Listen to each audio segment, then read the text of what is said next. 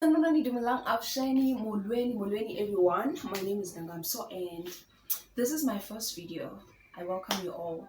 So today I just want to talk about, or rather I want to share my story of how I moved out from home only earning 900 rand. Alright, so I was employed as a tutor, part-time tutor, and I was tutoring. Well, it doesn't matter. I was only earning 900 for working 4 times a month, okay, only Saturdays. And the reason for me to move out from the place, from home, basically, like that's where, like, I was living with my mom and my siblings. That was my home, the whole family. The reason for me to move out was that I felt like my life is so stuck. Like, guys, like, you understand? So I was like, you know what? I need a change. I need a new environment. I need new surroundings, man. Like, I need a change in my life. And if it means I move from where I am to a place where I literally know nobody, just so that I can get that change and feel that change, so be it. Open Holy 900, so what? You know? So I was like, I am taking this opportunity to move closer to where I live. So on the when I was 70, Soweto, it was actually uh 2 hours away from home. Yes, it was 2 hours away from home. Two taxis away, yeah. And 2 hours away from home. So I took that opportunity. I left. Let me tell you, Oguti, this new place. How did it look like? So I left home, sleeping in bed, and paying no rent, and buying no food. You know, like everything was provided for, and this 900 rand was for me. Well, I was going to contribute anyway at home, but I wasn't going to contribute everything, like all of it. I wasn't going to put it all of it in the table.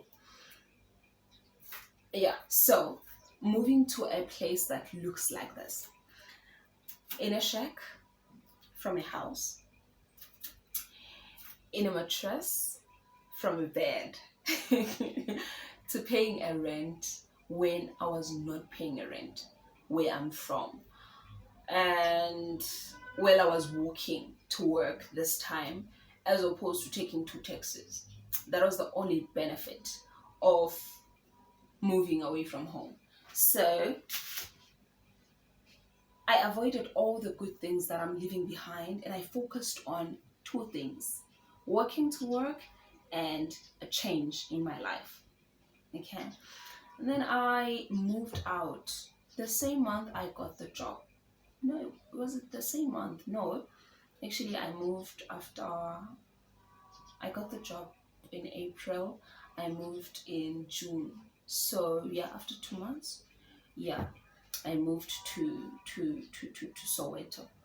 When I get there, can I tell you something? When I get there, my landlady, uh, on the same day I moved in to the yard, my landlady called me. She asked me some few questions. What have you done at school? Like, is it a degree, diploma, certificate? What is it? And I was like, okay, I did a degree. And she was like, okay, there's this job that I just applied for, and I recently got it. I'm from the interview, and they only want your degree. It doesn't matter what degree, as long as it's a degree. Yeah, you qualify. I'm like, oh, okay, that's interesting. And she's like, you can email your documents on this email, and she gave me the email, and I applied the following day.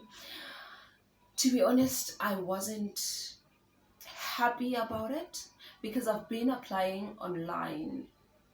I never got any responses, so this opportunity wasn't exciting for me. I was just excited that I'm in a new environment, surrounded by new people, and like I felt in my spirit, I felt it in my bones, like nje apha ngaphakathi kwam uba there's gonna be change.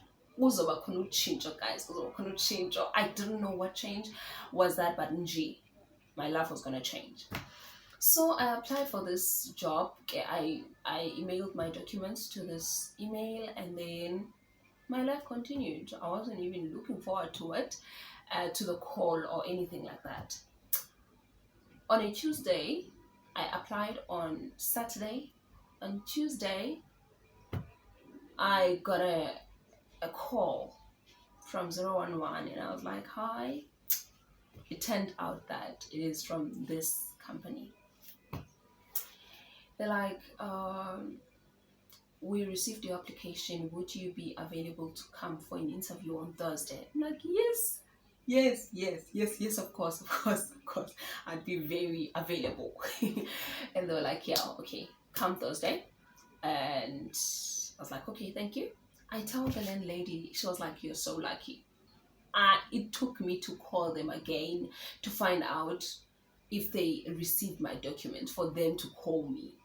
And I didn't do anything, I didn't do anything. So on Thursday I went to an interview, and yeah, I got the job. Now I'm reflecting back, I'm like, okay, had I stayed home, how would I have met, or how would I have met the landlady? Benza udibana njani no-landlady, because bengidibane naye nangephutha, guys. Even by mistake, I wouldn't have met her. Even if I had met her, she wouldn't share this information with me. Do you understand? Number two, okay, that question summarizes it all. Like, change sometimes needs you to take just one step out of your comfort zone. If it means change jobs, change where you are, just as long as you are not comfortable where you are. If you need change, be ready to be uncomfortable, like, welcome the discomfort in your life for you to see the change. So out of that, I really learned that it takes you to take a step out of your comfort zone to see the change in your life. Like, from there, changed from that job to another place, to another job, like, I have learned to take risks, and I have learned to be uncomfortable in this life.